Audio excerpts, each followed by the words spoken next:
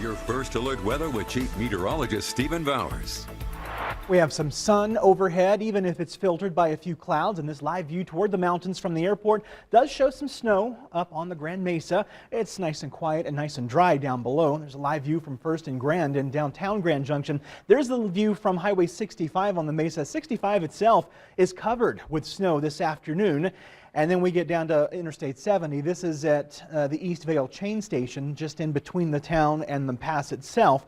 And the interstate looks good, but there's plenty of snow on the ground. Similar story there, Highway 50 over Monarch Pass. Looks like it's in pretty good working order there at the Eisenhower and Johnson tunnels along Interstate 70 as well. And then there's a live view from Highway 145 just over Telluride.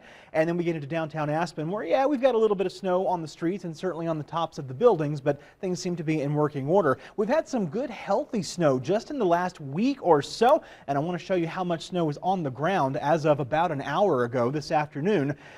16 to 20 inches is kind of the normal blanket rule in the mountains right now, but we do have some areas in the central San Juans and even up toward the north where 20 to 30 inches of snow is on the ground. It's significantly less down in the valleys. 2 to 4 inches is on the ground close to Montrose, with less than 2 around Delta, and of course everything in Grand Junction has melted at this point. There are some more of those 20 to 30 inch bullseyes from the Park Range near Steamboat Springs up to the Northern Front Range, but once again those 16 to 20 inch totals are a little bit more common. We've had 2 inches right at it in Grand Junction so far this season. That's a little bit more than an inch below normal, and a quarter or half inch of that almost fell on the night of November 30th. Since then, just over an inch and a half has fallen at the Grand Junction Airport, and that yields just 0.08 inches of water. That's a very dry snow. That is a 1 to 20 snow to liquid ratio. That basically means that to get 1 inch of water, we need 20 inches of snow. Comparatively, if you go to Boston, where they have a very wet snow, they can frequently get 1 inch of water out of just 3 inches of snow. So this doesn't do much to help the drought, but every little bit, of course, does help. We still have abnormally dry conditions running right down the state line from Mesa County down to the Four Corners.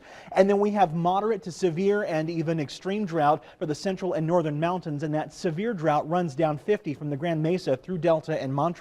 So we still need some moisture in a big way. It's getting a little bit better, but it's going to be slow progress here as we get at least some more snow over the mountains. I don't expect that we get any more here in the valley over the next week, but there is a disturbance working its way through the interior Pacific Northwest. This will race southeastward tonight, and it will bring some snowy spots to our northern mountains tomorrow morning. On the western slope, meanwhile, we just get sunshine, and even those clouds over the mountains will thin out tomorrow afternoon, bringing an end to that little bit of snow that falls along the Front Range and the Park Range.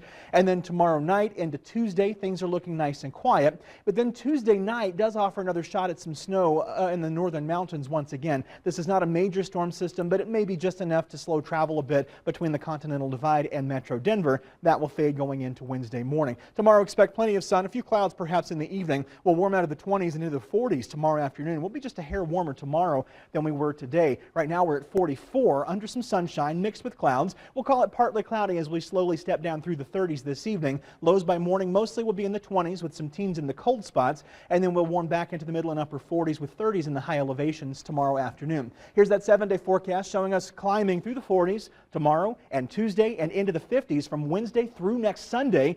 Morning lows are going to climb out of the upper 20s and into the lower 30s around the Grand Junction area. It's a dry 7-day forecast too. Montrose, we're looking at 43 degrees tomorrow, up to 45 on Tuesday, and even here we get into some low 50s from Wednesday through the weekend with morning lows climbing into the middle and upper 20s after lower 20s through Tuesday morning. In Delta, highs tomorrow will be near 48, then it's low to mid 50s from Tuesday through Sunday. Morning lows in the teens will climb to lower and middle 20s from really Wednesday morning on. And in Cortez, we're looking at high temperatures near 47 tomorrow with low to mid 50s after that, and teens and 20s from morning lows.